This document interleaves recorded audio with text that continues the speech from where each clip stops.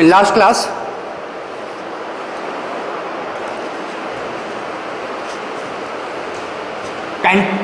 proud cantilever beam was discussed.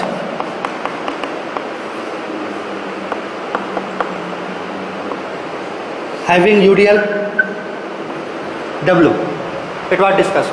This case was discussed.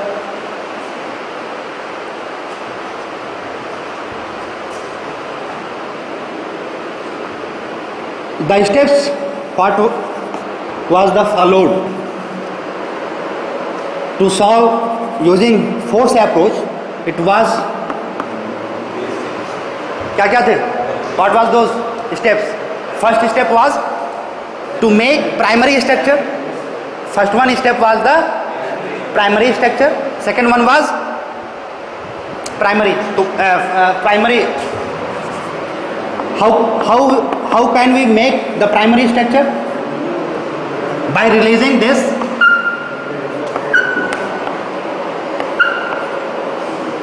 number of unknown forces, 3 here for work. तो इसको हमने release किया, तो ये हमारा आया क्या? What is this? This is called as primary या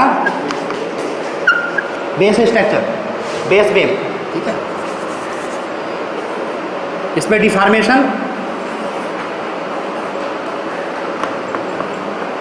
डेल्टा वैल्यू डेल्टा बी, ठीक है, plus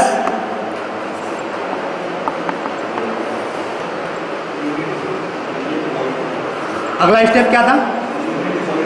apply unit load and find the displacement del BB and find the displacement due to unit load applied at the same point B, point A, point B. ठीक है, जो लोग पहली बार आ रहे हैं आज, ये चीज़ समझ में आनी बहुत ज़रूरी है, क्योंकि यही बेस है. This is the base. फिर से मैं एक बार रिवाइज करता हूँ. ये जो बना हुआ है, बीम बना हुआ है, इसको हम दो तरीके से समझ सकते हैं. इसको दोनों को कंबाइन कर दिया जाए तो यही हो जाता है. यहाँ पे रिएक्शन का नाम भी देता हूँ VB, दिस इज VA, और ये MA, और ये HA तो जीरो ही होगा, it will be zero. Ultimate objective क्या है हमारा? To find the value of VA, VB and MA. Ultimate objective is this. ठीक है, and after knowing that values we can plot the shear force and bending moment which will be used for the design purpose. So इस वाले में इसमें कितने force ज़्यादा हैं? एक एडिशनल है ना. कैसे पता चला हमें? क्योंकि इसकी स्टैटिक इंडिटरमिनेंसी कितनी है? कैसे आई? 4 माइनस 1 से 4 माइनस 3 रिमेनिंग इज 1. तो हमें पता चल गया कि एक ज़्यादा था. तो एक ज़्यादा में कोई भी हम ले सकते हैं. VA को ले सकते हैं, MA को ले सकते हैं, और VB को. 3 में से कोई भी ले सकते हैं. तो हमने इस केस में VB को लिया था, इसमें VB को लिया. तो अगर VB को यहाँ पे हटा दिया जाए, सभी समझे, इसको अगर यहाँ पे हटा दिया जाए, रिलीज कर दिया जाए, तो क्या हमें ये वाली बीम बचेगी, कैंटिलीवर हो जाएगा. It will reduce into cantilever form. Clear? और कैंटिलीवर फॉर्म पे जैसे आएगा ये लोड की वजह से, it will deflect and will have certain value of deflection. इसकी वैल्यू हमने आपको दिया था. कितनी वैल्यू थी? How much? WL to power 4 by ATI. Negative में. Why negative? Because it is downward direction.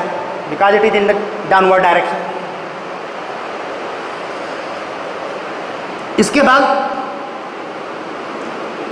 Load को हटा दिया जाए। After that load has been remove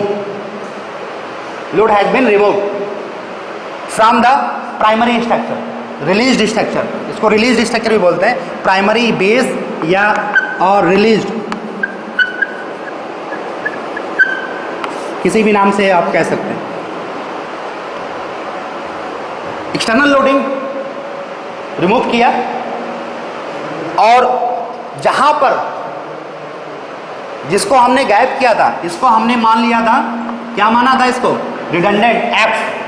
इसको हमने माना था दैट इज रिडंडेंट, इसको हमने माना था redundant.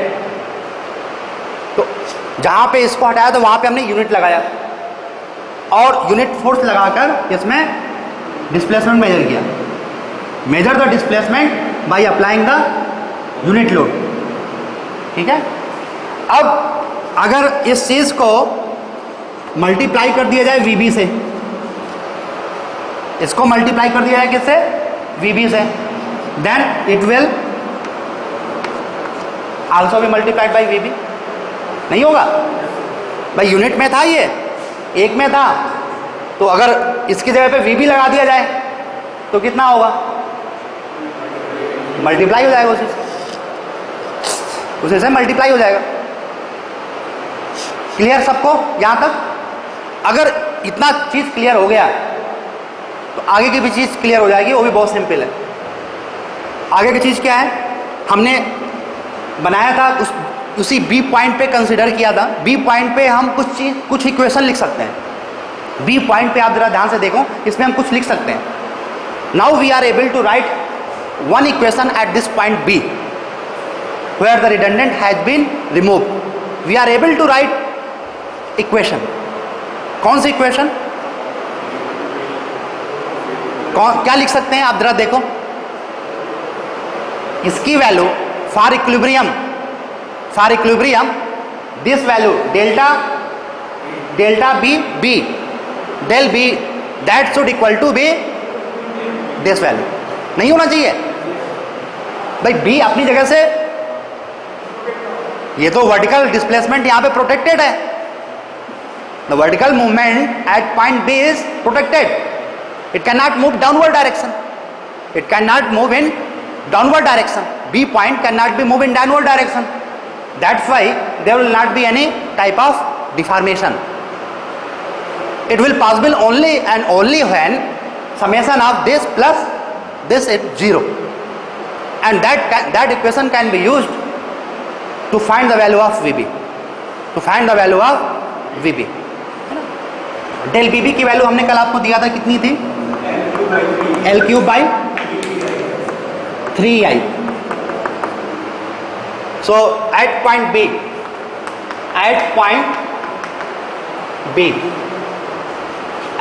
B we can write as del B plus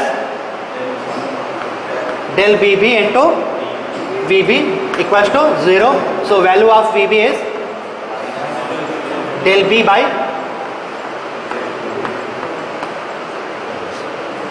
and by putting the value, this is in negative value, this is in positive, so it comes to be 3/8. So VB comes to be 3/8. And after getting that value, there is we do not have any problem. This value will be known. After knowing this value, we are able to find the value of MA and VA. In the same way as we did in structure 1, using equilibrium equation. So this procedure is structural analysis 2 that has been explained in a very detail in your previous class.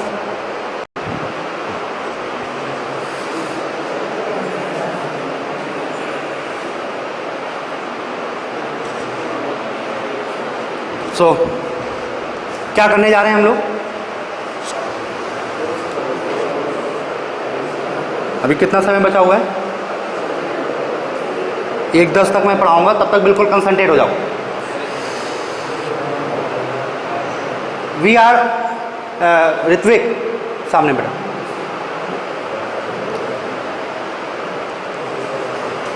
we have to find all the forces. So number of unknowns, number of unknown forces in this beam, 2 here, VA, VB, VA, MA, VB, 2, 3, 4, 5. Number of equilibrium equations, how many? 2. Why 2? Horizontal reactions I am neglected here. So number of redundants, to be taken कितना होगा? 5 minus 2 comes to be 3. Number of redundants can be 3.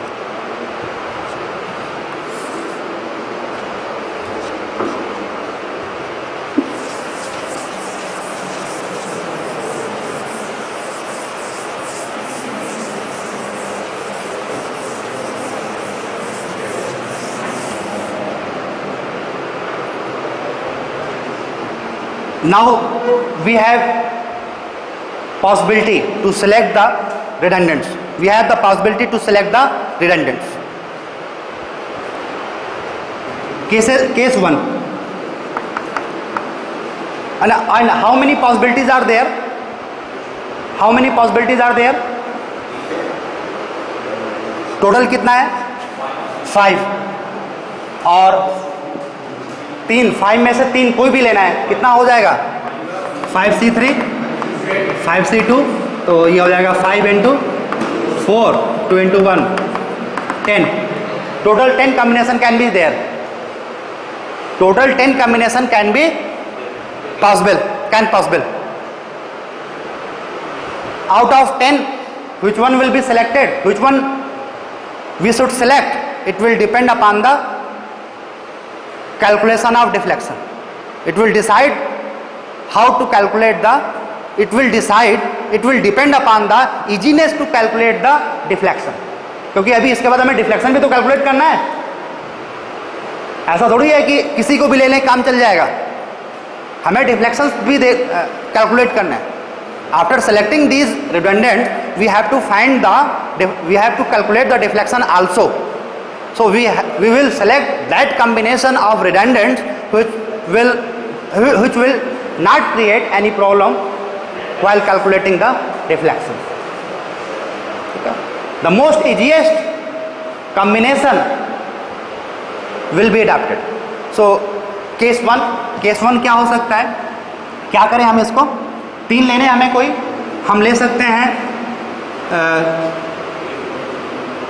ये इसको gap कर दें, VA, VC, VD कर दें, है ना? Taking VA, VC and VD,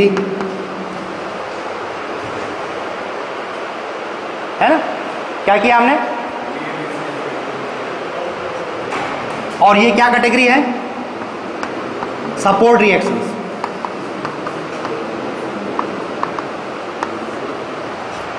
first category support reaction gap कर दिया. First category support reaction gap कर दिया. सेकेंड केस, दूसरी पॉसिबिलिटी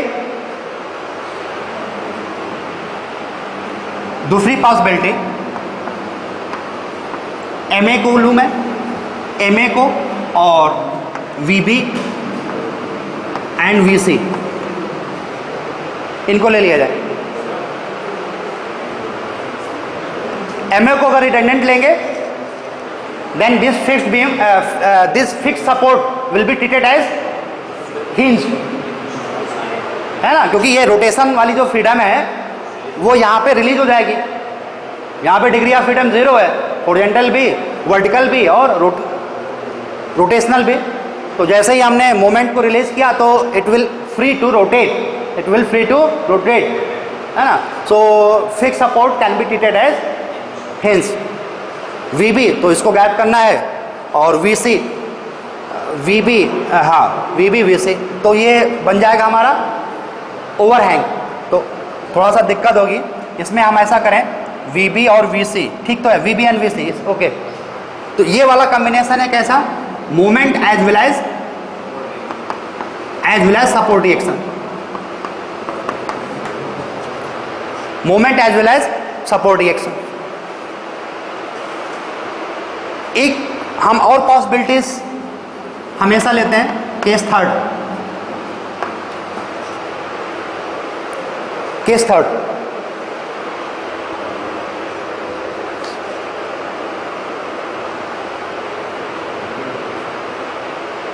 केस थर्ड, इसको समझना है, हम इसी से काम करते हैं।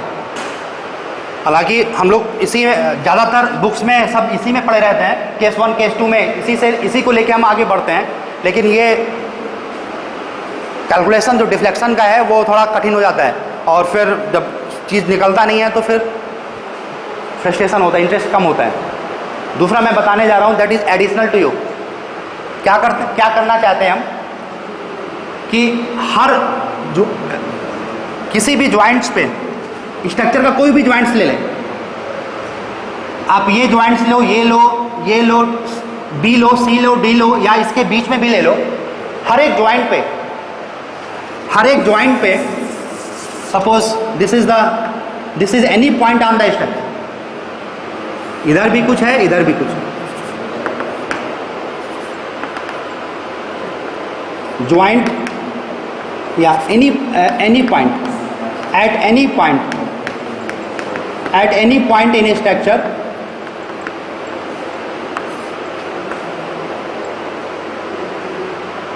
there always, अच्छा एक चीज आप ये बताएं, बीम कैसा मेंबर है, बीम कैसा मेंबर है, flexure member, beam as a flexure member. वो कॉलम कैसा मेंबर है, कंप्रेशन, ठीक है ना, बात तो क्लियर है ना, साफ्ट टार्सनल, चीज क्लियर।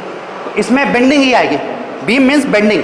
बीम जब भी बात करते हैं तो कैलकुलेशन हमारा बेंडिंग की तरफ, हमारा दिमाग हमेशा बेंडिंग की तरफ ही जाता है, बाकी और सारी चीज़ें टार्सन वर्सन हम कम होता है उसमें, तो हम करते नहीं। तो कोई भी पॉइंट ले बीम पे, हर बीम पे, हर पॉइंट पे you will observe this type of action, always this type of rotation you will observe। हर एक पॉइंट पे कोई भी, चाहे वो A हो या B हो या A और B के बीच का कोई भी पॉइंट हो, A और B के बीच में तो इनफाइनाइट पॉइंट हो जाएंगे, एक पर्टिकुलर A पे तो एक ही पॉइंट, चाहे A पे हो या B पे हो या C पे हो या D पे हो, हर एक पॉइंट पे इक्वल एंड अपोजिट डायरेक्शन पे मोमेंट एक्ट करेंगे, करेंगे नहीं करेंगे, एग्रीड, एग्रीड। ये पॉसिबिलिटी है। दूसरा पॉसिबिलिटी और क्या हो सकता है, another possibility is this one,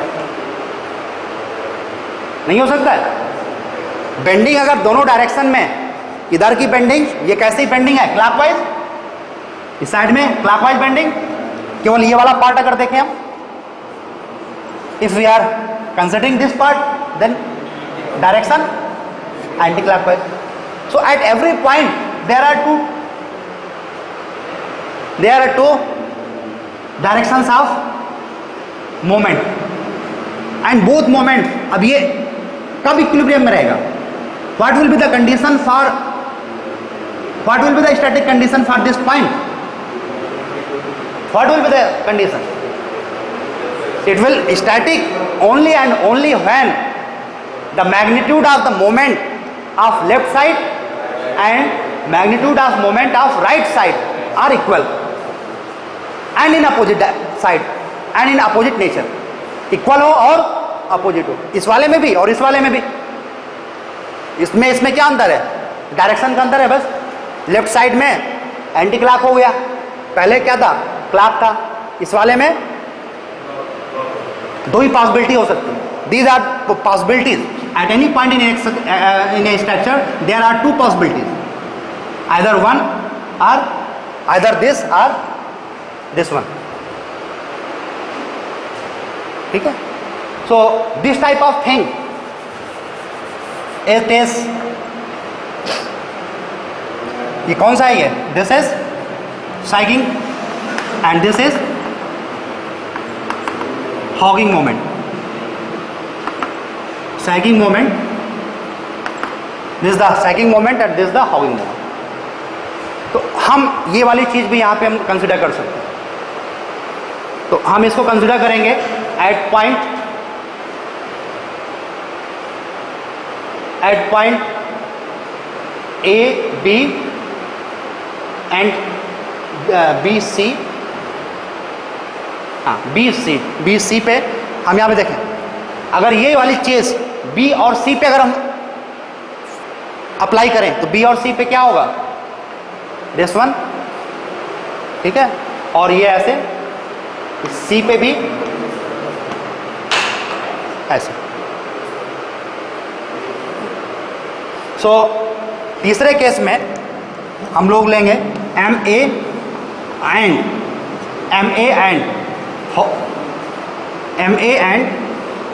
sagging moment eight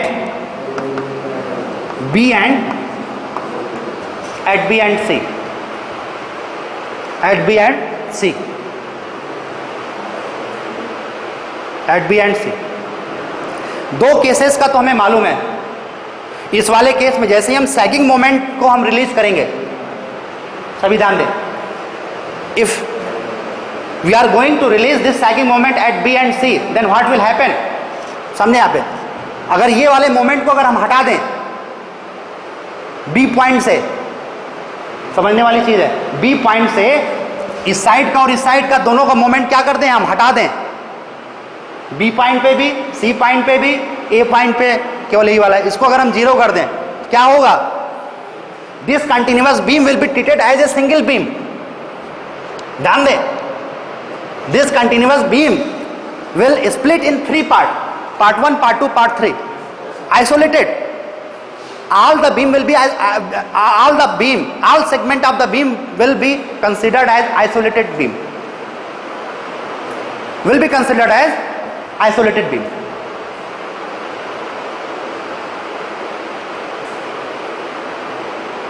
And this approach gives easiness in calculating the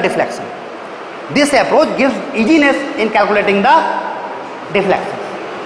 While calculating the deflection using case 1 or case 2, entire beam is supposed to be continue from point A to point B. Entire beam is supposed to continue from A to D. But in that case, the benefit using case 3 will be that entire segment will be treated as a single unit. Entire segment. This one will be treated as a single unit, BC will be treated as single unit, and CD part will be treated as single unit. Clear? If it is single unit, then calculation deflection will be very easy. ये वाला part मैं आपको additionally बताऊंगा और मैं कहूंगा इसी को आप फॉलो करें आगे भी. Very simple. क्लियर? प्रोसीजर लगभग तो हर एक में एक ही है, चाहे इसको लें चाहे वो लें, काम तो हर एक में करना पड़ेगा. बस वही कैलकुलेशन पे थोड़ा डिफिकल्ट हो जाता है, थोड़ा इजी हो जाता है. ये होती है पार्ट सिलेक्शन ऑफ रिडंडेंट्स. तो ये केस 1, केस 2, केस 3 क्या है? It is the selection of redundants. हालांकि ये जो स्टेप्स मैंने इधर बताया था वो तो करना ही है, but before to that, prior to follow these steps, we have to select first of all redundants. Clear? So I am considering one by one. Case 1, case 2 and then case 3. So for case 1 में क्या है? VA रिडंडेंट्स हैं हमारे, 3 रिडंडेंट्स हैं, VA, VB and ये B नहीं, C and D.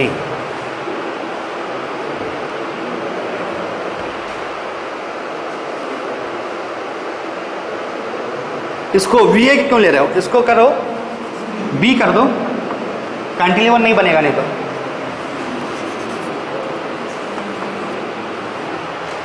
BCD पे हटाओ, कैंटिलीवर बन जाएगा। करने को तो कर सकते हैं, पूरे 10 केसेस बन रहे हैं यहाँ पे, लेकिन हमें इस चीज़ का भी ध्यान रखना है कि हमें डिफ्लेक्शन कैलकुलेट कर भी पाएंगे कि नहीं कर पाएंगे। बाद में डिफ्लेक्शन कैलकुलेट करने में कहीं ऐसा ना हो कि उसी में बहुत सारा एफर्ट हमारा लग जाए, टाइम लग जाए, तो वो चीज़ भी हम ध्यान देंगे। बिल्कुल कर सकते हो, लेकिन दिक्कत होगी इसमें कैलकुलेट करने में।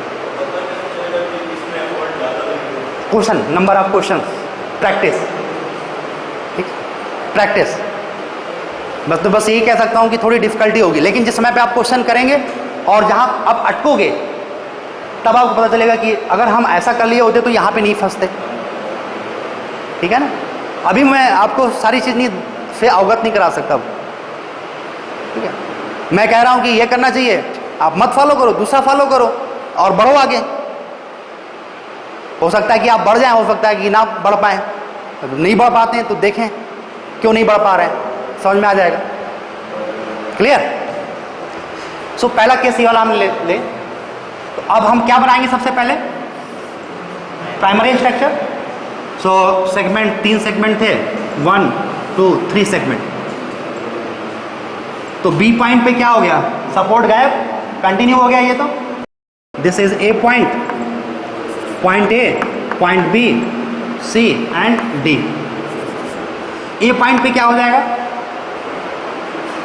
A पे वही रहेगा, सेम फैक्ट्स, B पे गायब और D पे भी it will behave as a cantilever and UDL।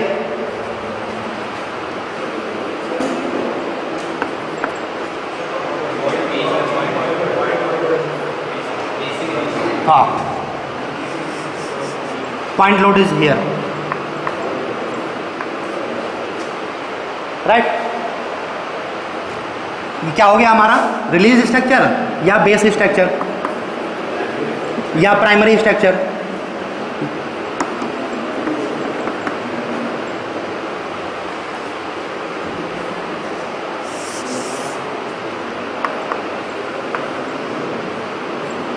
अब इसमें जैसे ही हमने सपोर्ट को रिलीज किया, सपोर्ट को हमने रिलीज किया, क्या होगा, सपोर्ट पे क्या होगा,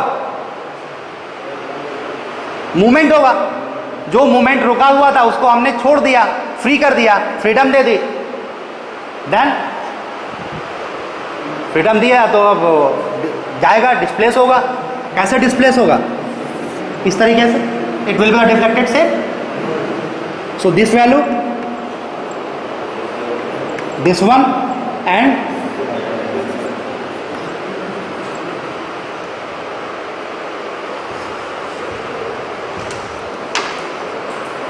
it will be the displaced. This displacement, this displacement we can write it as delta B। बिल्कुल क्लियर इसको बनाए पूरे फुल पेज पे, है ना, पूरे फुल पेज पे। ऐसा नहीं अभी इसके बाद एक और बनेगा, एक क्या इसमें भी 3 और इसके बाद बनेंगे।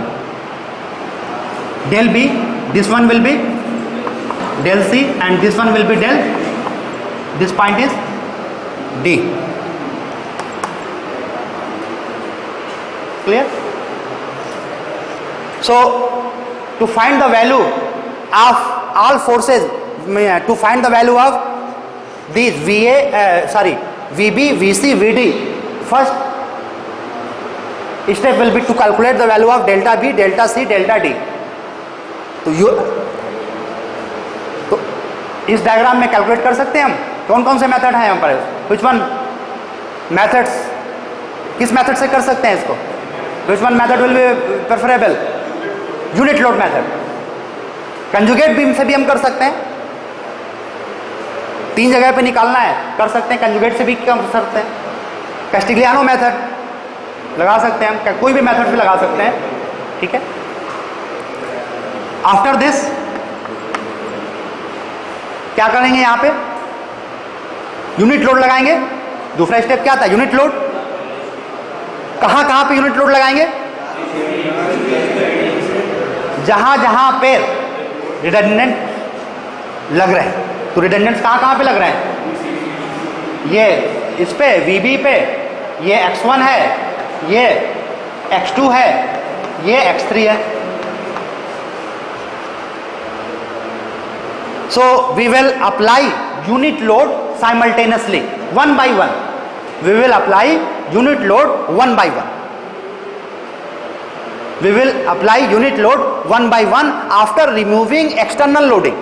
After removing external loading, we will apply unit load at the redundant point one by one. Okay? So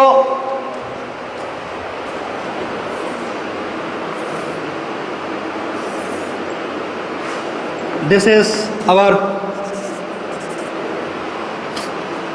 primary structure, continuous है ना. रिमूव कर दिया हमने, loading has been remove. And at point B is this point. At this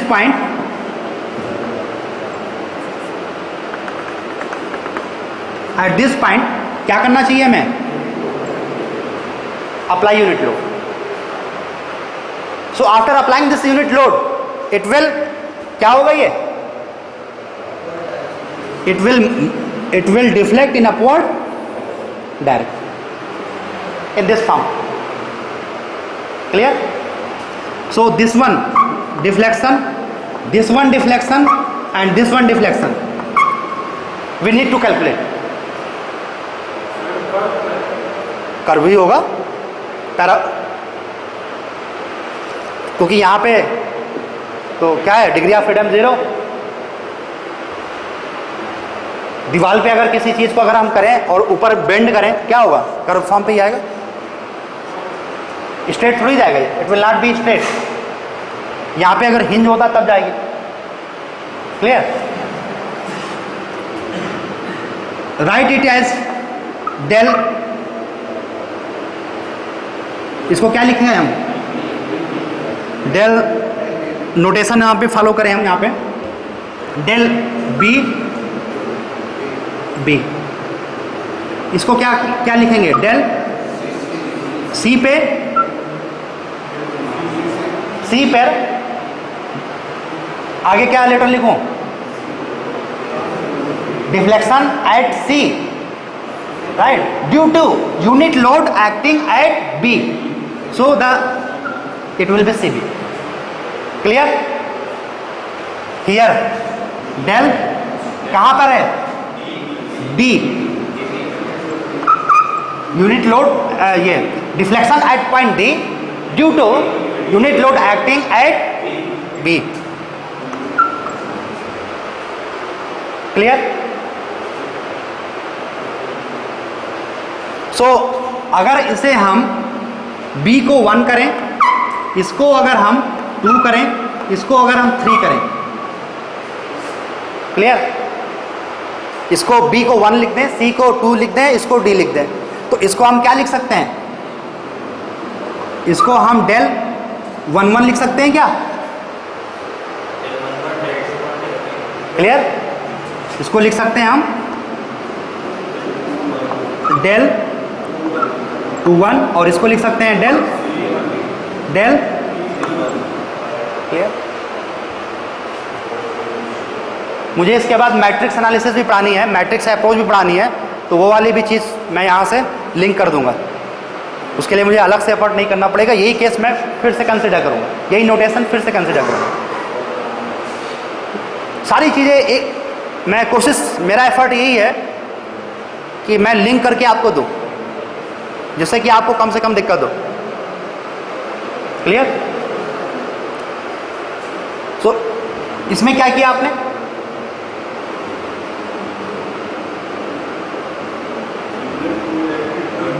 B पे लगाया, है ना. अब दूसरा हम बनाएंगे,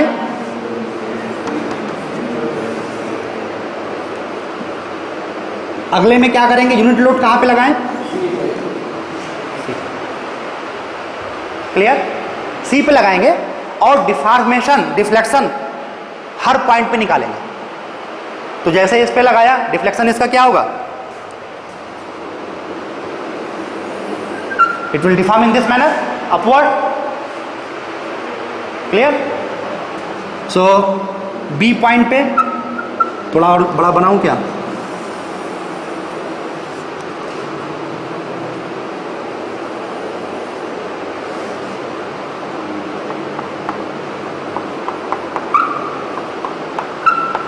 अब जरा मुझे सिंबल बताइए, क्या क्या लिखूं मैं? इसको लिखूं मैं डेल डेल, अच्छा चलो B C, del B C, clear. और उस वाले में डेल 1 2, ठीक है। इसको मैं थोड़ा ऊपर लिखूं, डेल बी सी और डेल 1 2।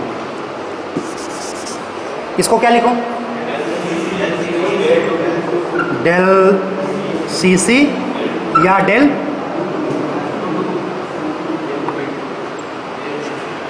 टू टू, है ना। इसको क्या लिखा जाए भाई? डेल डी पे है ड्यू टू सी पे, सी, या डेल 3, सिंपल नोटेशन। एक और बचा,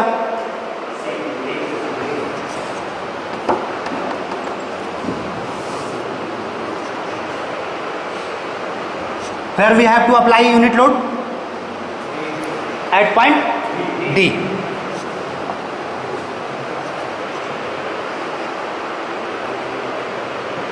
So after applying the unit load at point D, the deflected shape can be of this, can have in this manner.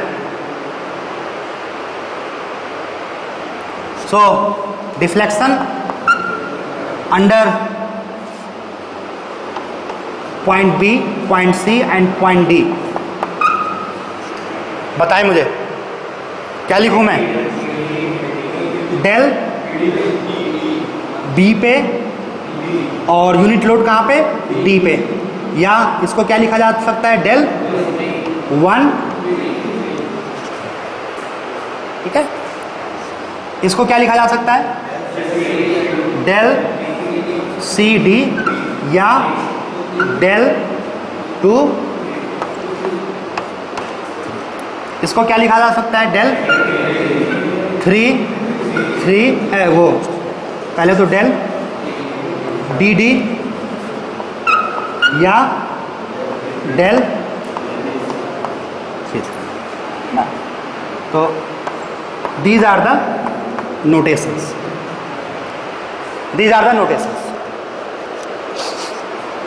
okay. So to find the value of all redundant forces, we need to calculate the deflection delta B, delta B, delta C, delta D. कितने हो गए? 3 ये हो गए। इस वाले में कितने हो गए? Del B B 1, del C B 2, ये 3 इसमें, 3 इसमें, 3 इसमें, कितने हुए? 9 और 3 ये 9 3 12, 9 3 12, तो 12 कैलकुलेशन हमें करनी है डिफ्लेक्शन की, 12 कैलकुलेशन हमें करनी होगी। थोड़ा सा आप अगर दिमाग लगाएं तो आपका काम थोड़ा सा कम हो सकता है, आपका काम थोड़ा कम हो सकता है। मैक्सवेल रेसिप्रोकल थ्योरम कितने लोगों को पता है? Reciprocal theorem, Maxwell reciprocal theorem पता है? थोड़ा सा सोचो, out of some value will be equal, कौन कौन सी बराबर होंगी मुझे जरा बताओ। काफी, बहुत सारी बराबर होंगी।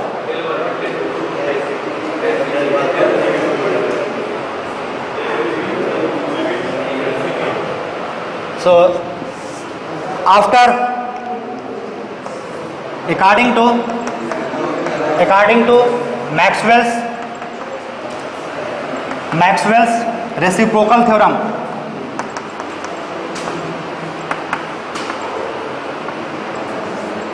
According to Maxwell's reciprocal theorem.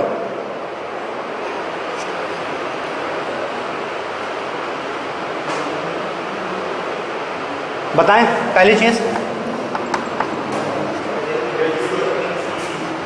Del उसमें बताएं मुझे, नोटेशन में नंबर में बताएं। डेल 2 1 इक्वल्स टू डेल 1 है कि नहीं? देखो कहां कहां पे डेल 2 1 ये है और डेल 1 2 किधर है? ये यूनिट लोड लग रहा है यहां पे, यूनिट लोड की वजह से डिफ्लेक्शन यहां पे, ठीक है। यहां पे क्या हो रहा है? यूनिट डिस्प्लेस हो रहा है, यहां पे लग रहा था, यहां पे डिफ्लेक्शन, यूनिट लोड यहां पे, unit load was acting at point D ये B and deflection was measured here. अब यही प्रोसेस उल्टा भी कर लो, डिफ्लेक्शन उस पर मेजर करो, लोड को वहां पर लगा दो, डिफ्लेक्शन मेजर करो बी पर, लोड को वहां पे लगाओ, तो these are the same thing. तो del 2 1 will equals to be del 1 2, है ना? आगे का समझ में आ गया होगा, है ना? 2 1 1 2 में कन्वर्ट हो जाएगा, तो आगे का आएगा कौन सा? 3 1 विल बी 1 3, है ना?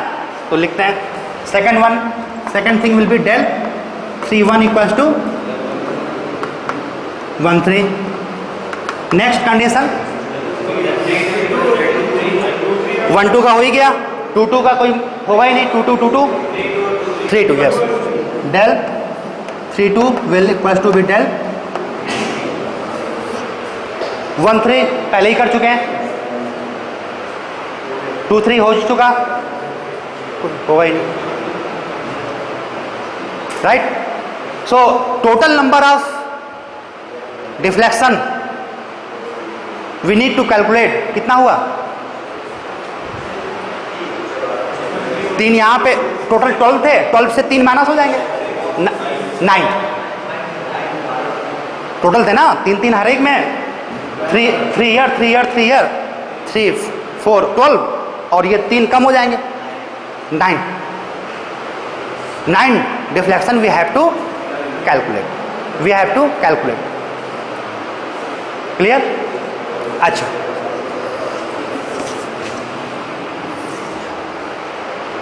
अभी मैं एज्यूम करके चल रहा हूं कि कैलकुलेट आप कर लोगे हैं? नहीं कर पाओगे, पढ़ाना पड़ेगा मुझे। अब मैं आगे चल रहा हूं, how to write the compatibility equation. अगला स्टेप क्या था? अभी तो केवल 2 ही स्टेप हुआ, only 2 step has been followed. Primary structure बना, बेस स्ट्रक्चर बना, और दूसरा हर एक पे क्या किया हमने? यूनिट लोड लगाया, हर एक रिडंडेंट्स के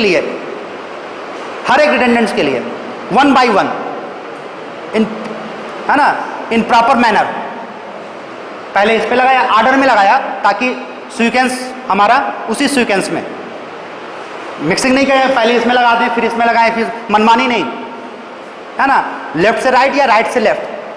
और ज़्यादातर अच्छा होता है कि आप इधर से चलो, क्लियर? अब ऐसा नहीं कि इधर चलो, इधर इसको 1 कर दिया, इसको 3 कर दिया, इसको 2 कर दिया, ऐसा नहीं, एक डायरेक्शन में लो। और हमेशा हमें तो यही वाला, ऐसे ही चले तो यही वाला डायरेक्शन लो, कोई बात नहीं, अभी कंपैटिबिलिटी में लिखेंगे। Now compatibility, next step is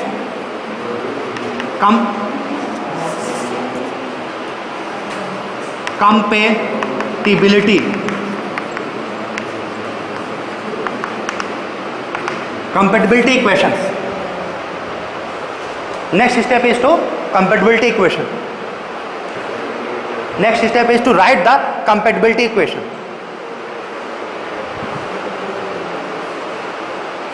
So to write the compatibility equation, which one point we should consider? कौन कौन से पॉइंट को हमें कंसिडर करना चाहिए?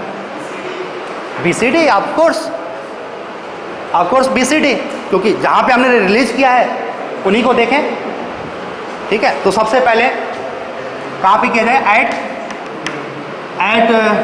एट जॉइंट, कहाँ पे? बी पे, at joint B,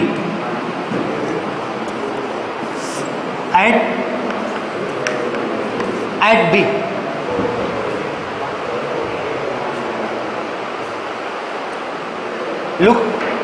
look in this figure, look at in this figure, delta B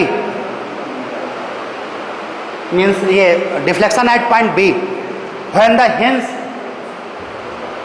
is acting, then vertical movement will not be allowed, means delta B total deflection at point B it will be 0, final deflection at point B will be 0.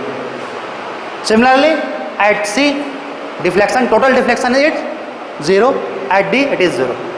ठीक है, but here क्या किया गया है, हमने क्या किया जा रहा है, जो डिफ्लेक्शन है उसको एक्सपेंड किया जा रहा है.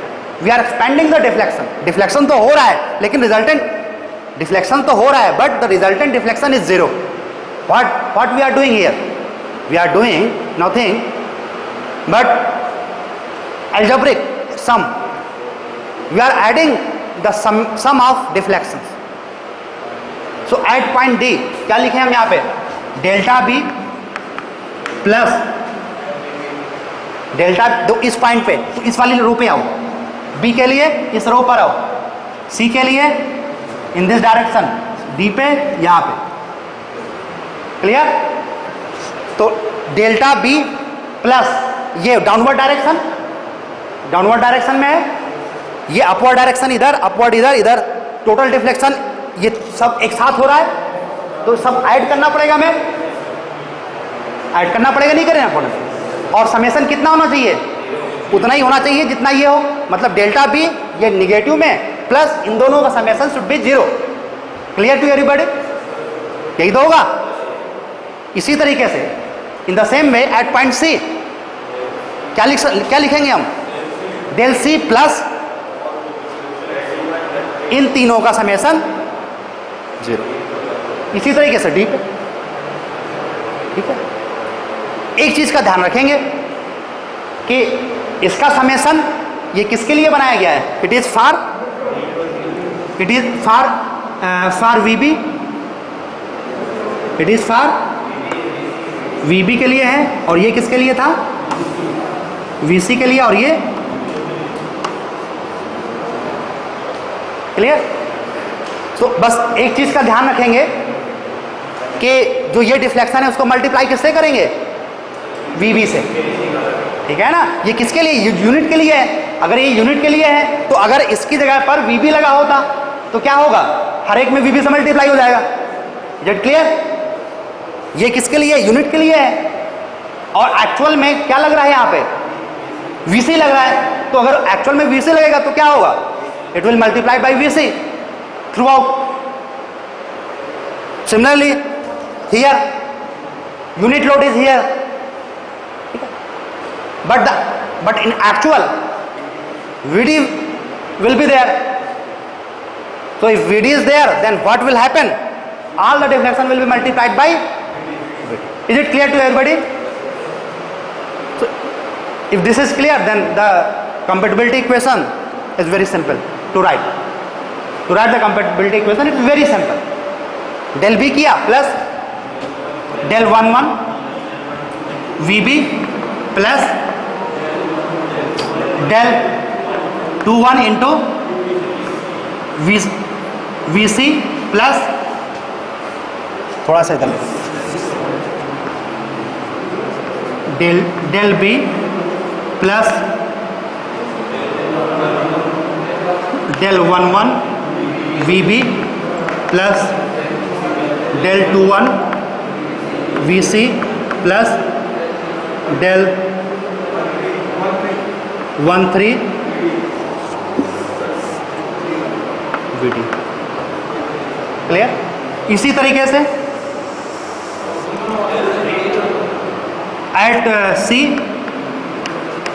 एट सी और एट डी लिख सकते हैं क्या, लिखें डेल्टा सी प्लस बताएं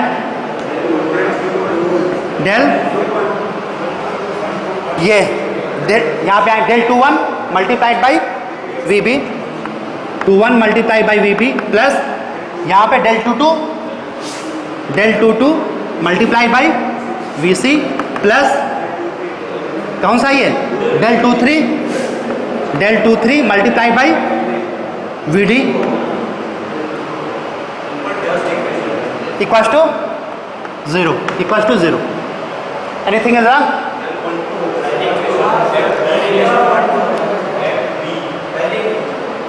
पहले मैं चेक कर लेता हूं delta B del 1 1 into V B, फिर ये del 1 2 yes del 1 2 into V C plus del 1 3 into V D, that should equal to be 0. So this is the compatibility equation at point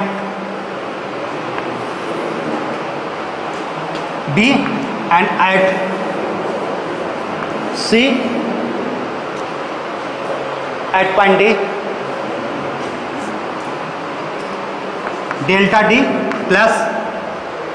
plus del 3 1 multiplied by VB plus del 3 1 multiplied by VB plus del 3 2 multiplied by VC, del 3 2 multiplied by VC plus del 3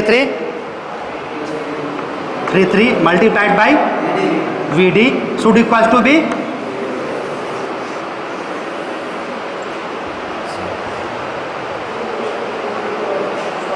so you by doing that 3 additional equation can be written. We have written 3 separate equations.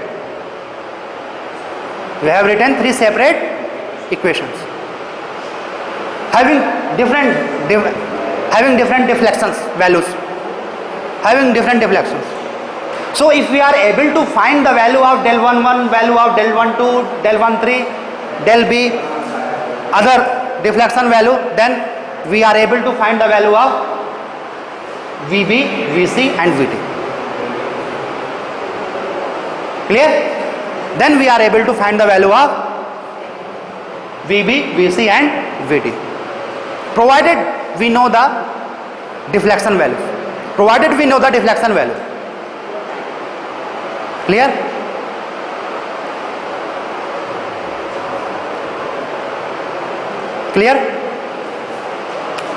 So नीचे लिखें after solving the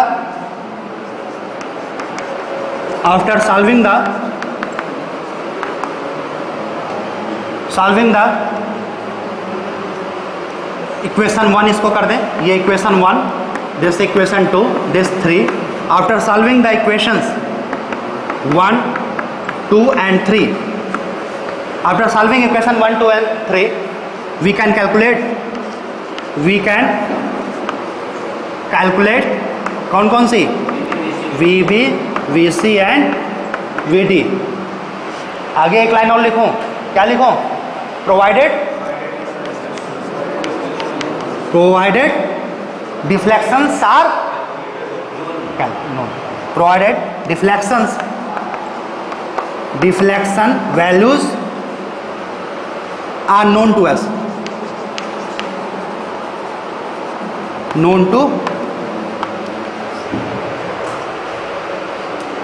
provided deflections are known to us.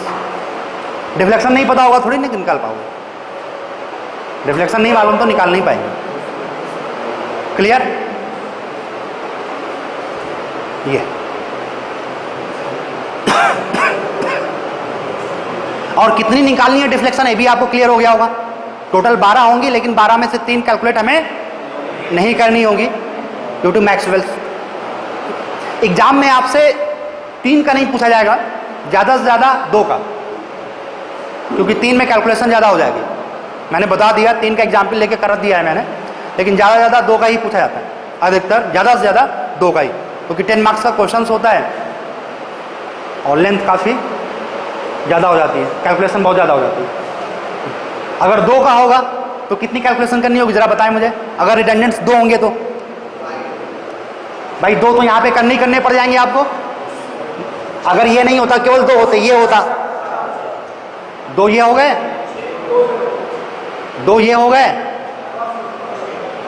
2 2 4 हो गए, और 2 यहाँ पे 6, जिसमें से कि ये दोनों बराबर हो जाएंगे, 5 होंगी। 5 कैलकुलेशन करनी पड़ेंगी भाई। टोटल आप देखो, बाद में कैंसिल आउट कर देना। टोटल तो 6 है ना, और मैक्सवेल से ये वाली और ये वाली बराबर हो जाएगी।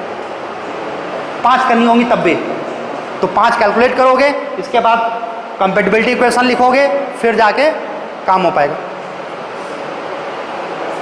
क्लियर? अच्छा, तो इसके बाद यहां तक क्लियर सबको? अब मैं अगले उसमें जाता हूं, मैट्रिक्स अप्रोच में। मैट्रिक्स अप्रोच में यही जो इक्वेशंस लिखा हुआ है ना, इसी को मैट्रिक्स में भी लिख सकते हैं क्या? इन्हीं इक्वेशंस को जरा देखो, इन्हीं 3 इक्वेशंस को if can we write these 3 equation in matrix form? So using in matrix we can write equation 1 2 and 3 in matrix form.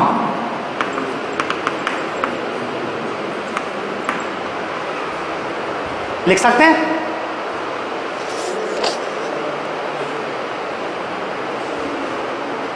ठीक है, हमारा एक अप्रोच खत्म हो गया भैया, एक पार्ट हमारा खत्म हो गया।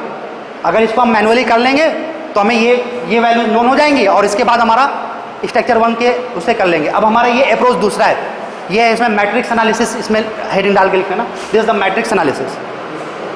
नहीं, केस 2 नहीं, मैट्रिक्स एनालिसिस। मैट्रिक्स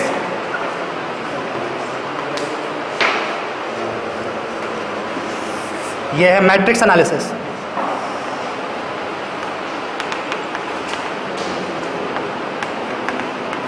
और मैट्रिक्स एनालिसिस फोर्स में कौन सा होता है? कल बताया था, फोर्स में कौन सा होता है, किस नाम से जाना जाता है? फ्लेक्सिबिलिटी।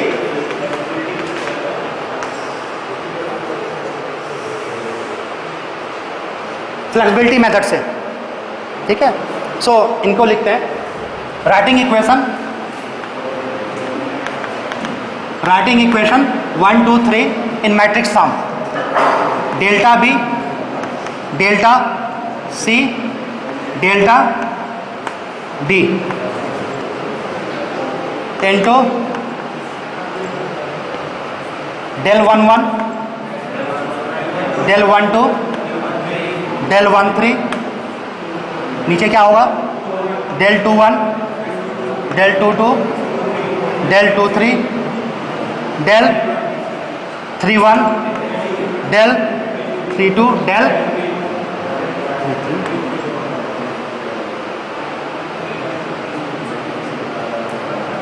नहीं, ये plus, right, plus multiplied by कितना? VB VC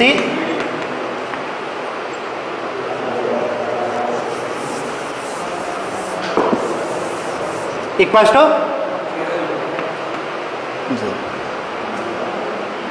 क्लियर है? नहीं, वही है ना? Is it same thing? Writing equation 1 2 3 in matrix form. Clear? So note, इसको लिखें आप D, इस पूरी चीज को D, प्लस इसको लिखें F, और इसको लिखें आप X equals to 0।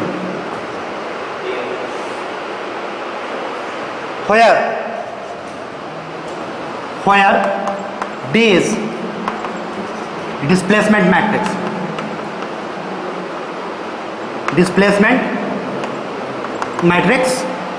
F is क्या नाम होगा इसका?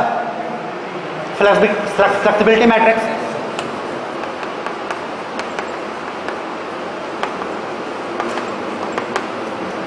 एक्स क्या है? Redundant matrix.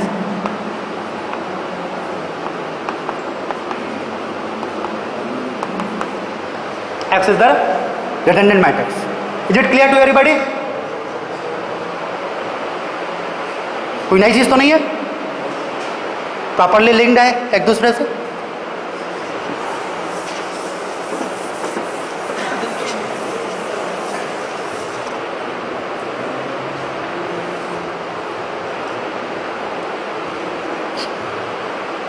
ठीक है। So displacement matrix, what is displacement matrix? Now we come to the definition. Come to the definition. Come to the definition. What is displacement matrix? सारी चीजें बनी हुई हैं, सारा चीज मैंने बना रखा है, आपको दिमाग में बस फिट करना है इसको। Each and everything is written here. Each and everything. Definition किताब की नहीं, आप देखो, आप बताओ क्या डेफिनेशन है, वही बन जाएगा definition.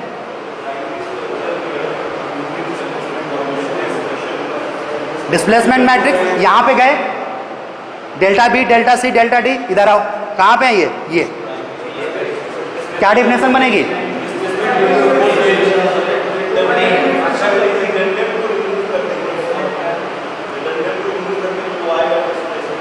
Right. Deflection under the redundant point. Is it clear? Deflection under the redundant points after removing the redundant. After removing the redundant, what are the displacement that will be treated as displacement matrix? Clear? It is displacement matrix. It can be deflection, it can be rotation also. अगर moment इसकी जगह पे, वीबी की जगह पे moment रहा होता तो रोटेशन हो जाएगा। It doesn't matter, it doesn't matter. Moment भी हो सकता है और रोटेशन भी हो सकता है और डिफ्लेक्शन भी हो सकता है। फ्लेक्सिबिलिटी में आओ। What is flexibility matrix? Define करो।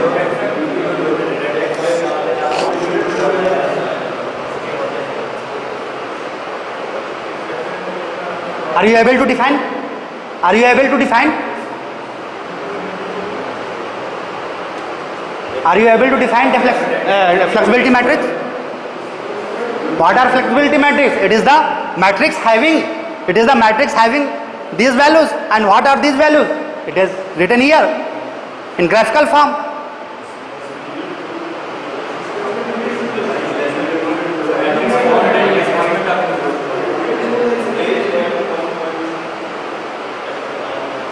अब जो थोड़ा सा अच्छा सेंटेंस निकाल आएगा वही डेफिनेशन बन जाएगी।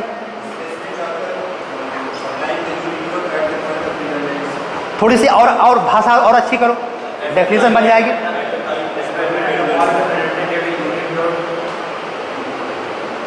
और थोड़ा सुधार करो, डेफिनेशन यहीं से, यही है चीज, आपको पता है, अपने आप डिफाइन करो, याद थोड़ी करना है। सारी चीजें आपको पता है, डेफिनेशन अपने आप बने। No need to mug up anything. मैं बताऊं तो क्लियर है सबको क्या है फ्लेक्सिबिलिटी?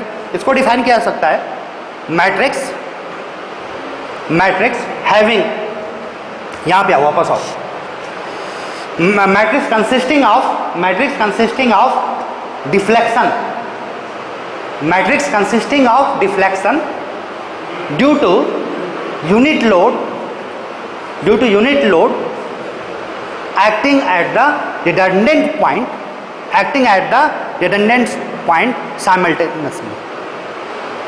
simultaneously मतलब one by one. It consists of elements, हर एक एलिमेंट्स, इसका अगर मैं एलिमेंट्स में करूं, मैं इसका एक एलिमेंट लूं, अगर कोई भी ये वाला एलिमेंट ले लूं, जैसे मैं इसका लूं, मैं element of flexibility matrix, flexibility matrix मैं लूँ एफ आई जे ले लूँ। F I J, what is F I J? Flexibility को मैंने एफ से, चलो ये F I J means del I J, F I J means del I J. क्या मतलब है डेल आई जे? क्या होगा?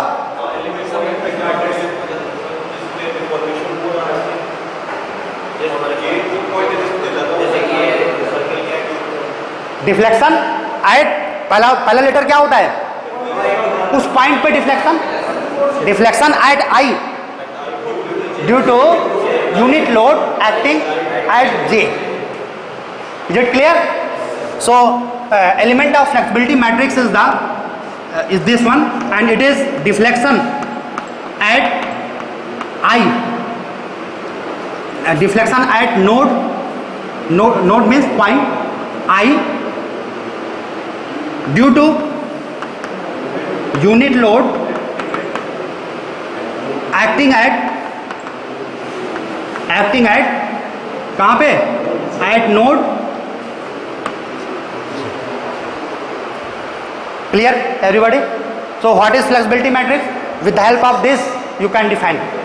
It is a matrix consisting of elements and each elements can be represented in this manner. Each elements can be represented in this manner. कोई भी element का कोई भी आप उठा लो, आप इसको उठा लो, किस जगह पे, ये पहली रो का दूसरा कॉलम पे है, इसका मतलब है ये वाला जो कॉलम होगा, ये वाला जो एलिमेंट होगा, deflection at 1 due to unit load acting eight,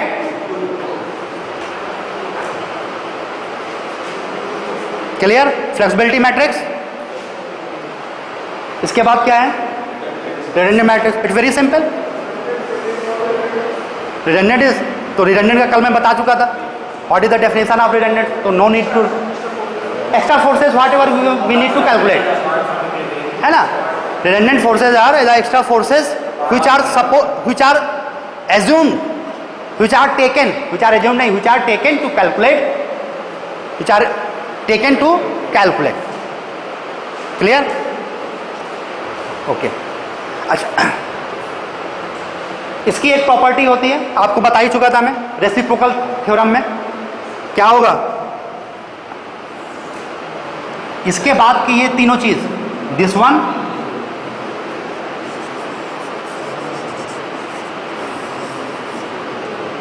ये वाली तीनों चीजें क्या है, बराबर थी क्या? इनको कैलकुलेट करने की जरूरत है क्या? दिस वन और दिस वन, 1 2 किसके बराबर थी? 1 2 2 1 के बराबर थी. So no need to calculate it. 1 3 already, no need to calculate. 2 3, ठीक है. So it is a symmetrical matrix that I want to communicate you. It is a symmetrical matrix, ठीक है. It is a symmetrical matrix. Elements of flexibility matrix ये, and it is symmetrical, and it is symmetrical. It is symmetrical, that is, symmetrical का क्या मतलब है? Delta आई जे बराबर del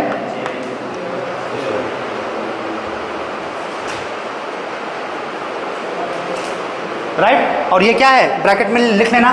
कहां से आया ये? Maxwell's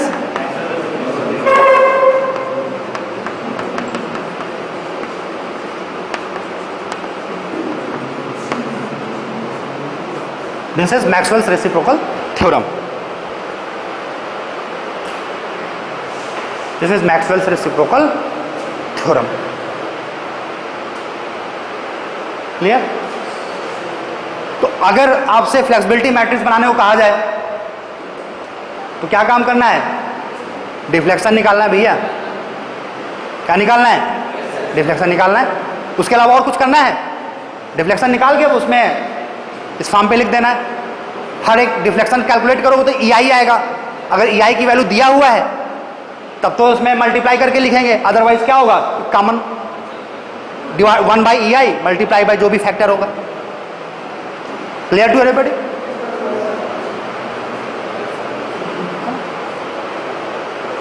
So the calculation of flexibility matrix, I think it will be very simple, provided you know how to calculate the deflection values.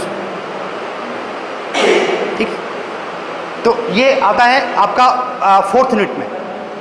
Matrix approach अलग यूनिट में है, 4th यूनिट में अलग से है वो, तो I am taking both unit simultaneously 1 by 1, दोनों एक साथ चल रही है, क्योंकि सारी लेग जो यहीं से निकल के जाता है वहां पे, ठीक है। जो आपका काम जो बाद में ज्वाइन करने वाला है वो मैंने यहाँ पे थोड़ी हेल्प कर दी। कंपेटिबिलिटी इक्वेशन को ही हम मैट्रिक्स फॉर्म पे लिखना है, और वही जब उस पर लिखा जाता है तो मैट्रिक्स में कन्वर्ट हो जाता है, ठीक है। और वैल्यूज कैसे कैलकुलेट करेंगे? How we can calculate the values, how we can calculate the values?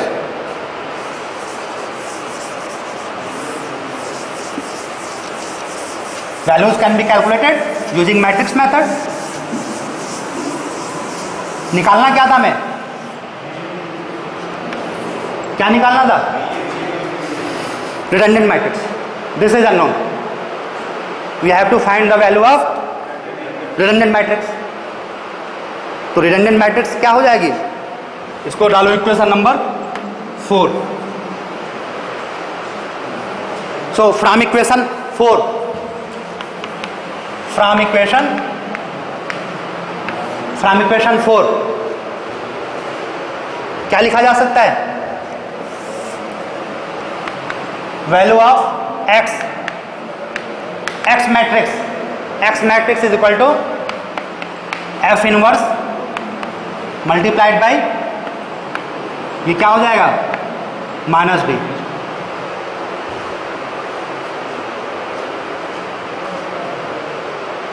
Clear to everybody? इसका ऑर्डर कितना है? 3/3 का है क्या? इसका कितना है? 3/1 का। और इसका कितना है? 3/1 का। तो फाइनल जो आएगा वैल्यू प्रोडक्ट आएगा ये तो गया कितने? 3 into 1 में।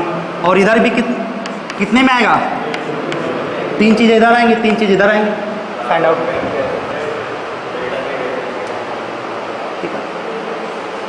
So the value will be calculated redundant value. Redundant, ये रिडंडेंट क्या हो जाएगा? VA, यही हो जाएगा। सॉरी VA नहीं था, क्या था ये? VB, VC। So you right here VB, VC, it will be VD, not VC, it will be VD.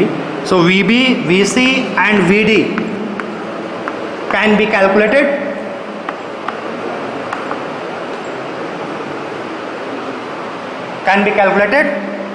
by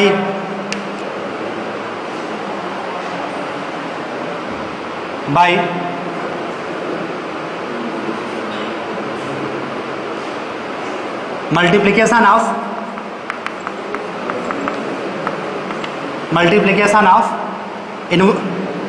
inverse of flexibility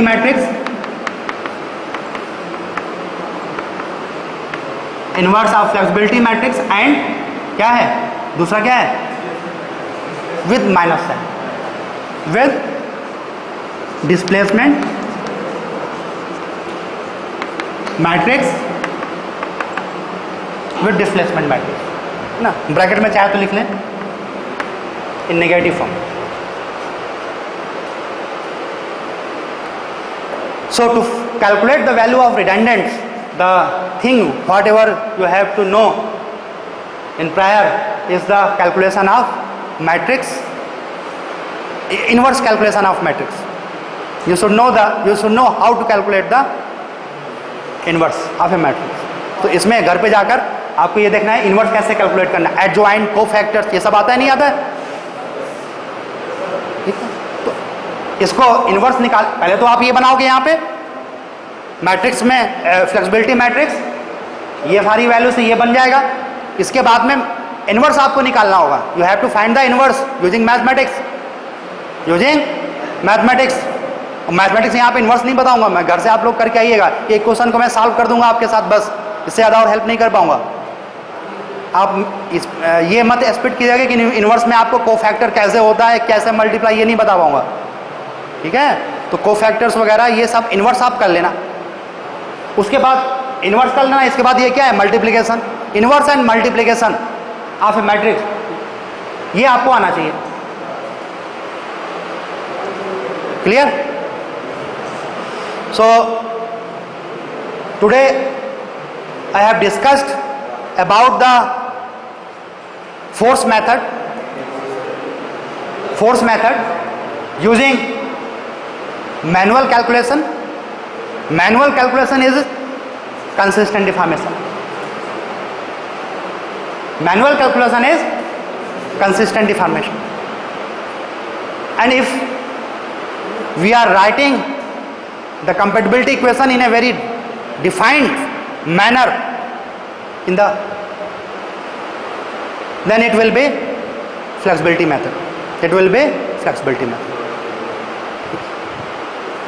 Element of flexibility matrix, displacement matrix, redundant, I have explained to you. It has been explained to you. Clear? So the main problem, whatever you will face, क्या face करोगे बताओ खुद।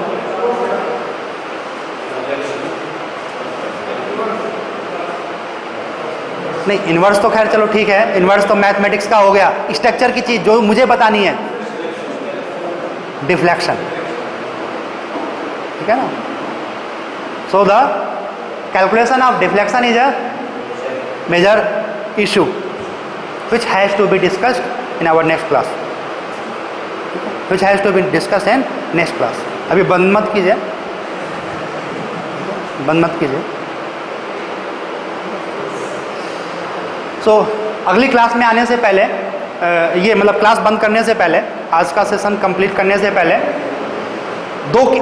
दो cases में और थोड़ा सा discuss करूँगा। पहला केस था ना ये वाला जो हमने लिया पूरा।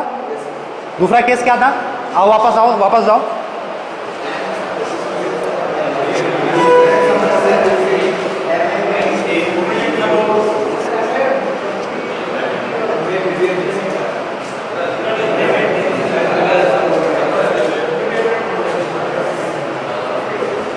ठीक है, तो with in 10 minutes I will explain क्या चेंजेस होगा।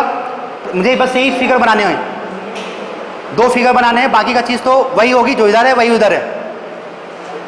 ठीक है, अगर दूसरा भी कॉम्बिनेशन ले तो क्या फर्क पड़ेगा, that I want to show you, that I want to show you. चीजें सब वैसे ही लिखनी है, वैसे ही करनी है। क्लियर? तो केस हम दूसरा केस लेते हैं। केस 1 था ये।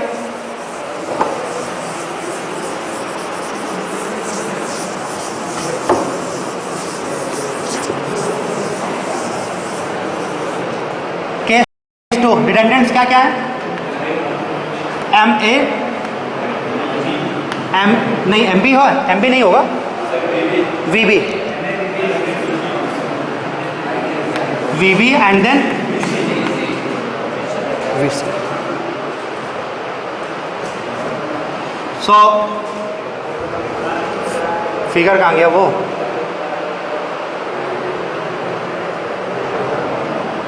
ओरिजिनल फिगर क्या है हमारा?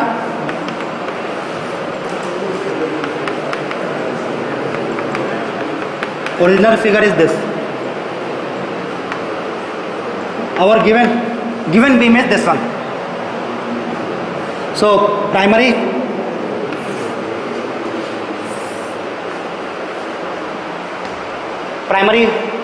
स्ट्रक्चर, प्राइमरी बीम किसको रिलीज कर रहे हैं? यहाँ पे moment, this is point A, this is point B, this is C and this one is D. So यहाँ पे क्या आएगा? ए पे क्या है? Fixed hinge eight A will be treated as hinge. Why? Moment will be release, है ना। इस पे बी पे क्या होगा?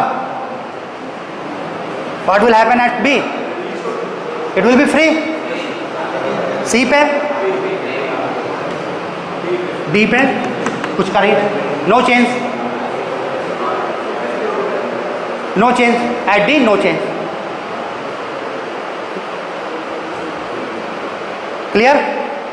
This will be the position of the support, this will be the position of support. Loading में कुछ करते नहीं हम, तो एज इट इज लोडिंग उतार दो। So UDL here, point load and UDL. So it will be the prime. Deflection as a, ठीक है,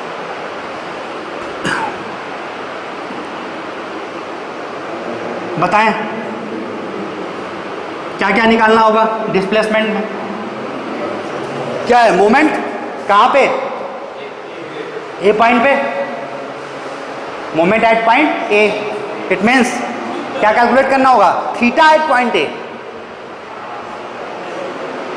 theta at point A. Clear? तो थीटा क्या होगा? ये है क्या? Theta. Slope. Theta means slope. We need to calculate the slope. We need to calculate the slope. So this one value we need to calculate theta.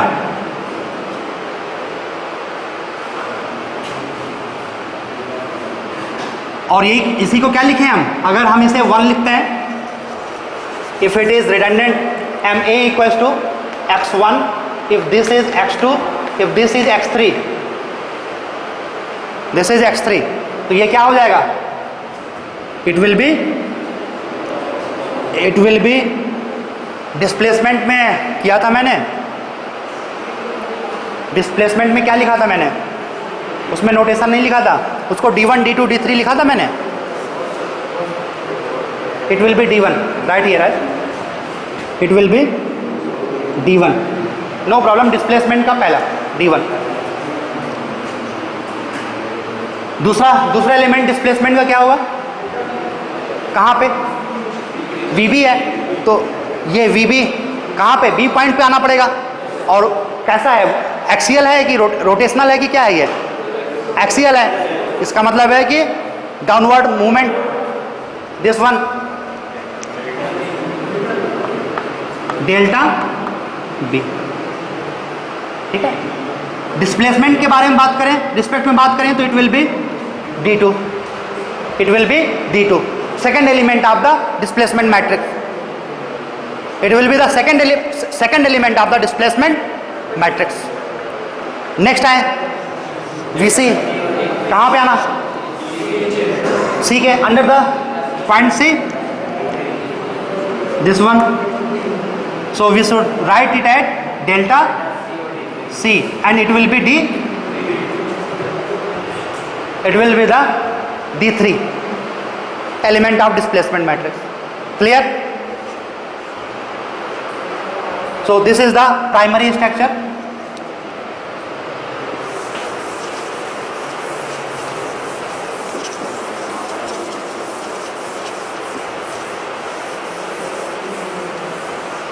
This is base structure.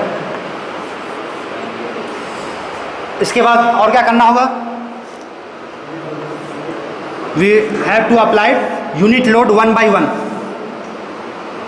कहाँ पर? We will apply the unit load at all the point where redundants are acting. हाँ, where redundants has been released या removed. So यहाँ पे क्या करें हम? ये पहले तो हम ये बना ही दें, इसमें तो कुछ चेंज है नहीं.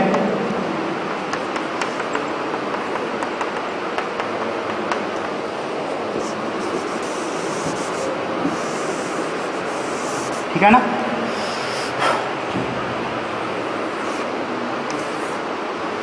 ओके.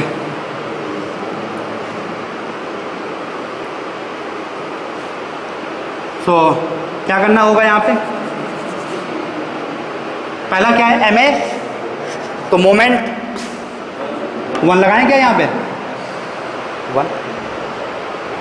इसकी वजह से डिफ्लेक्शन, इसको जब घुमाओगे, इसका ऊपर वो कर रहे हो, ट्विस्ट कर रहे हो, तो इसका डिफ्लेक्टेड शेप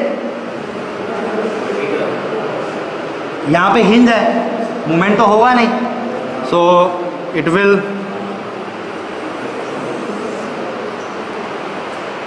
क्या आएगा? आएगा नहीं आएगा? सो वैल्यू ये वाली वैल्यू क्या होगी? थीटा, इसको हम उसमें लिखें उसमें डेल क्या होगा? ये हमारा 1 1 डेल 1 1 होगा। इसी फॉर्म पे लिखें, नो प्रॉब्लम। इसको हमने 1 2 3 कर ही दिया है, थोड़ा सा ठीक है वो डेल 1 1 ना, दोनों में वही यूज करें, नो प्रॉब्लम। BC ये थोड़ा सा कंफर्ट नहीं होता। क्लियर? तो del 1 1 here it is the slope, और किस कंडीशन में बनाई हुआ है? दूसरा क्या होगा? ये होगा क्या, है ना, डेल 2 1। क्लियर? और यहां पर डेल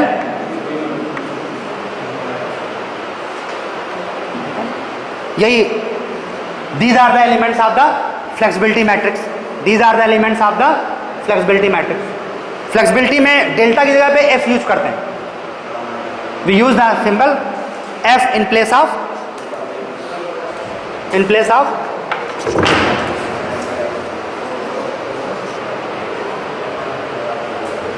तो दिस इज फॉर किसके लिए? ये MA, this is for MA। दूसरा में बनाना है किसके लिए? VB के लिए, VB के लिए। आप कहीं ऐसा तो नहीं सोच रहे कि VB के लिए तो हम बना चुके हैं, वही होगा क्या?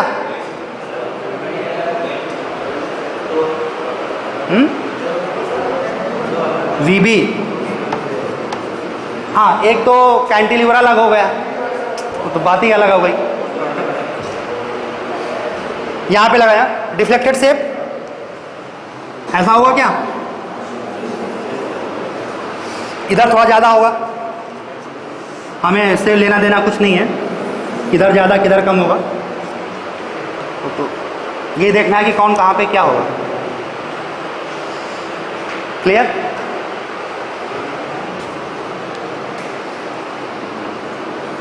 ये वाली वैल्यू क्या होगी? ये डेल 1 2, ये क्या होगी? डेल 2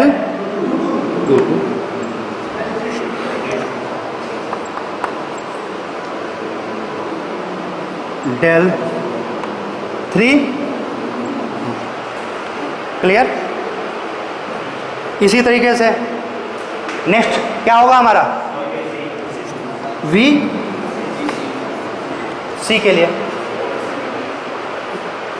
नहीं, हाँ, VC, yes. So we will apply unit load here, will apply unit load here. Deflected shape इधर का मेंशन करें,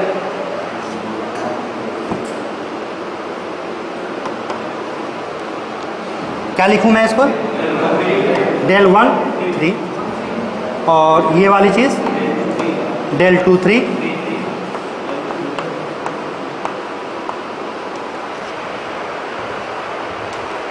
आगे का काम तो आपको मालूम ही है, क्या लिखना है? कंपैटिबिलिटी इक्वेशन, ठीक है ना? लिख जाएगा, कैसे लिखा जाएगा? D1 plus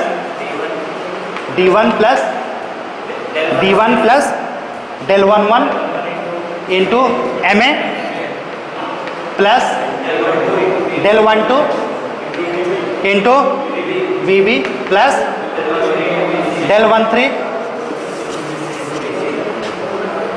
3 into VC equals to how much? 0, equals to 0। Again D2 plus, हाँ, del 2 1 multiply by MA plus del 2 multiplied by VB plus del 2 multiplied by VC comes to be 0. Another D3 plus del 3 multiplied by MA plus next del 3 multiplied by VB plus del 3 multiplied by VC. Clear? आगे का चीज पता ही है. This is D matrix, this is plus F matrix into कौन सा X. Solve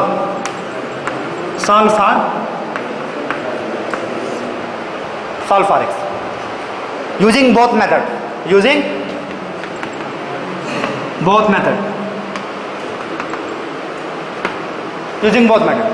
consistent deformation as well as matrix. चीज सब पता ही है. ठीक है. केस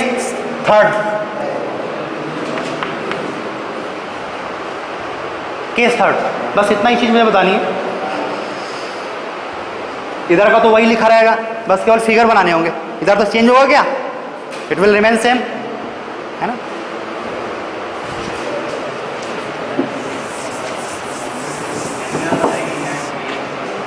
पार्डन, किसने पूछा क्या? हाँ.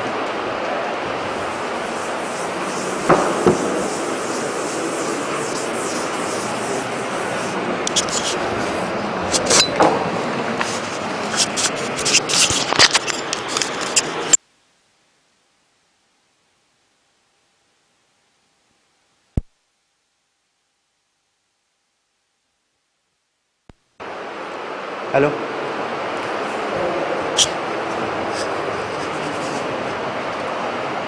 गिवन स्ट्रक्चर रिडंडेंट, ये भी चेंज करना है. क्या क्या है इसमें? MA था पहले तो. अच्छा, sagging moment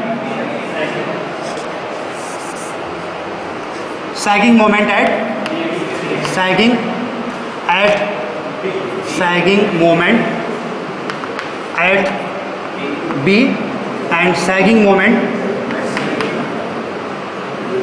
at C. Clear? यहाँ पे हम बना भी लेते हैं.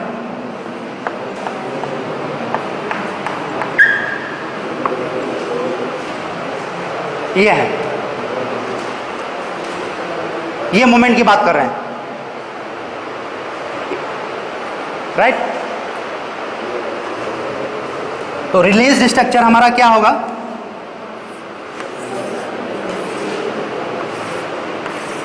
इस केस का मैंने बेनिफिट आपको बताया ना. क्या है बेनिफिट? डिफ्लेक्शन की कैलकुलेशन इजी होगी. कैसे इजी होगी? स्प्लिट हो जाती है. Entire segment will be treated as a single unit. Entire segment of the beam will be treated as a single. कैसे? यहाँ पे ऐसे.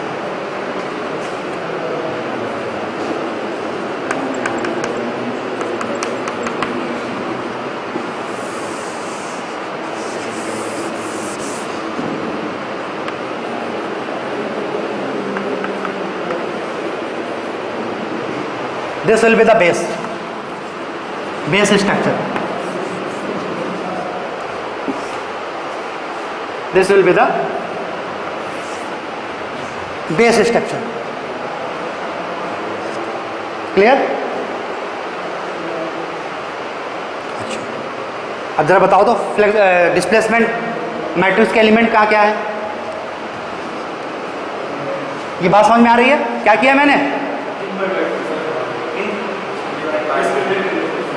अलग अलग टुकड़े हो गए, 3 अलग अलग टुकड़े हो गए, सेगमेंट में बढ़ गई. Entire segment is treated as a single unit. Entire unit is treated as a single unit. Calculation इसका देखिएगा, डिफ्लेक्शन में बहुत इजी होगा और फास्ट भी होगा और सही भी निकलेगा as compare to first and second case. Clear ना? यहाँ पे किसी को अगर डिफिकल्टी हो तो पूछे. क्लियर? यहां पे लगा दिया हमने, तोड़ दिया इसको, आइसोलेट कर दिया, कट कर दिया। इसका मतलब है कि कनेक्शन लेफ्ट का राइट से, राइट का लेफ्ट से खत्म।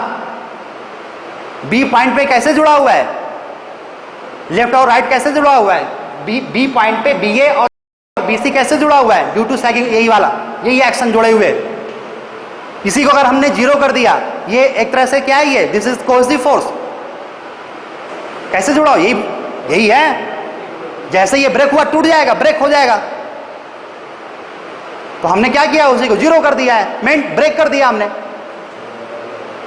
क्लियर, उसी को हमने ब्रेक कर दिया है। यही इसकी स्ट्रेंथ होती है ज्वाइंट बी की।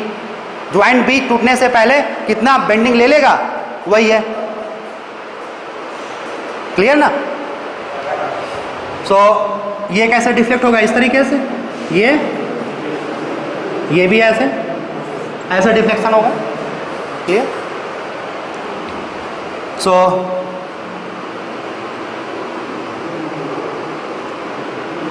D1 किसको लिखा जाए, D1 विल बी दिस, क्या है ये, मोमेंट। तो this is D1, this is D1। D2 D3 क्या है, जरा समझे। D2 D3 क्या है, what is D2 and D3। वो तो है, is the second element of displacement matrix, लेकिन यहां पे फिगर में कहां होगा, it will B this one, it is this D2, और यहां पर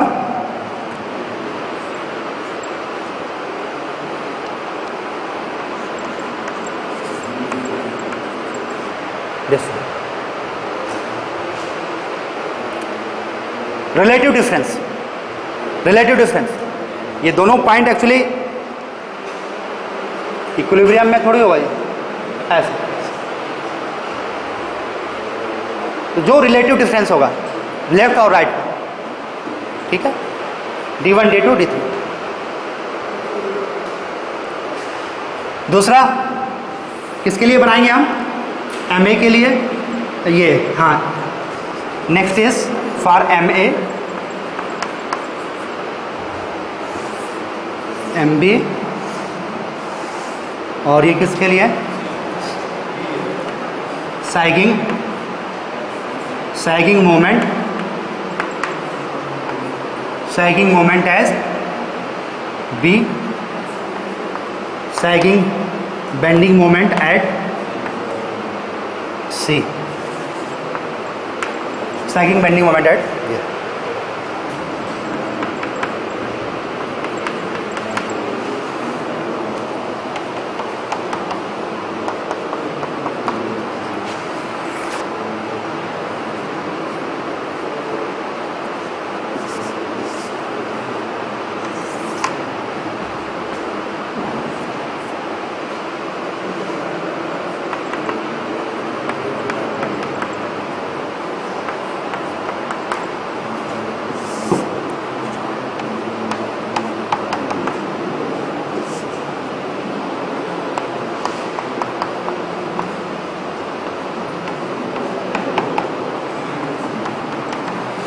B।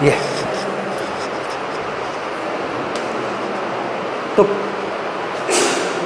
all these three diagram will consist of primary structure without loading, तो वही बनना ही बनना है। इसमें क्या करना है हमें, यहां पे लगाए हम 1, राइट। तो इसकी वजह से क्या होगा, केवल इसी में डिफ्लेक्शन आएगा, बाकी क्या है, इसमें कुछ आएगा क्या, will be 0. So clear. So this one क्या लिखा जाए इसको, del 1 1।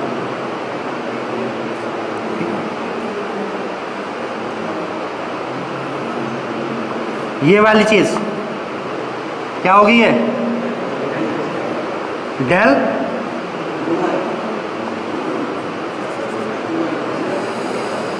डेल 2 1 और ये क्या है डेल 3 1 इक्वल टू 0। कुछ है ही नहीं वहां पे।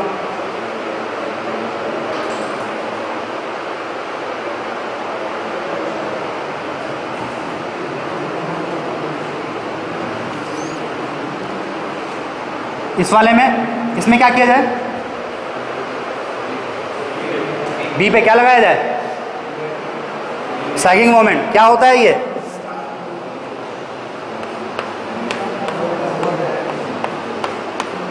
ये पॉइंट बी है, ये पॉइंट सी है। क्लियर? मैं आगे मैंने बना दिया है। सैगिंग मोमेंट का मतलब ये है, इसका मतलब ये है। तो बी पॉइंट पे बी ये है, इस पे क्या कर रहे हैं, क्या किया जाए, ऐसे लगाया जाए। क्लियर? इसी तरीके से इस वाले में क्या करना होगा, हमें सी पे ये मीन्स इस वाले केस में B A part will have and B of B A part will have unit moment in clockwise direction and ये वाला कौन सा पार्ट है, ये बी सी पार्ट है ना। Point B and B of B C part will have anti clockwise. ठीक है। सो डिफ्लेक्शन, इसमें डिफ्लेक्शन ऐसे, ये डिफ्लेक्शन, उसमें विदाउट एनी डिफ्लेक्शन। इस वाले में deflection deflection, no deflection, no deflection. Values ये क्या होगा, डेल 1 2 और ये वाली वैल्यू क्या होगी, ये डेल 2 2 होगा, नहीं होगा। बेंडिंग कितनी है, sagging moment means bending, sagging moment means bending. यहां पे देखिए बेंडिंग कुछ है क्या, यहां पे बेंडिंग कुछ है क्या, zero, that's why it is 0। यहां पे बेंडिंग आ गई थी क्या, ये पार्ट इधर है, दूसरा वाला पार्ट थोड़ा ऊपर चला गया, कुछ वैल्यू होगी इसकी। क्लियर? सैगिंग का मतलब कितनी बेंडिंग है, बेंडिंग का कैलकुलेशन में मेजरमेंट ऑफ।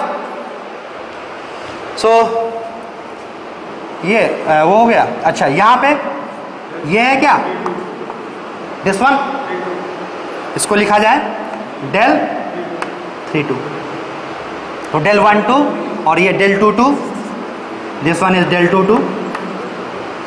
यहां पे इसमें आए, इसमें क्या है, इसमें है क्या, यहां पे रोटेशन है क्या, है यहां पे रोटेशन नहीं है। क्या लिखा जाए यहां पे, डेल 1 3 इक्वल टू 0। कुछ नहीं है, आया ही नहीं, बस केवल इन्हीं दो में हो रहा है, इसमें कुछ हो ही नहीं रहा। Nothing is happening in this segment. So इस वाले में this one value del, del क्या लिखा जाए 2 3 और इस वाले में दिस वन इज डेल। ठीक है, बाकी का ये इधर का सेम होगा क्या, ऐसा ही लिखेगा क्या, कंपैटिबिलिटी इक्वेशंस है ना, कंपैटिबिलिटी इक्वेशंस।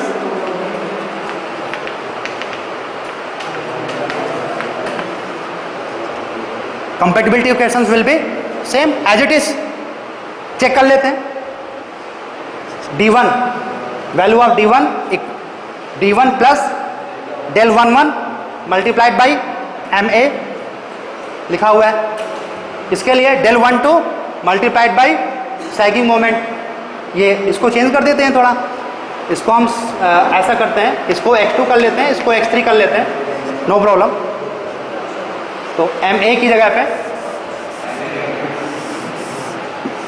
बस इतना ही करेंगे, x1 x1 x1 x2 x2 x2 x3 x3 x3। Is it clear? इधर भी दिस इज x1, नहीं this is x1, this is x2, this is x3.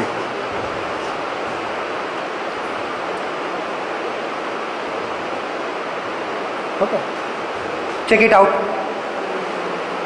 d1 plus del 11 into x1 plus del 12 into x2 plus del 13 into x3. अब zero है तो इसका मतलब नहीं कि इसको लिखे नहीं, होगा तो ना कुछ डेल, हाँ इसके लिए यहाँ पे del 2 plus del 21 into x1 plus del 22 plus x2 plus del 23 into x3. इसी तरीके से इसका del 3 plus del 31 multiply by x1, फिर this one del 32 multiplied by x2 लिखा हुआ है, फिर this one multiply by this one, फिर this one equals to 0.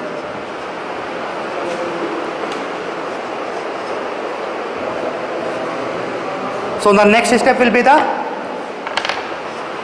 solution. ठीक है? So these two methods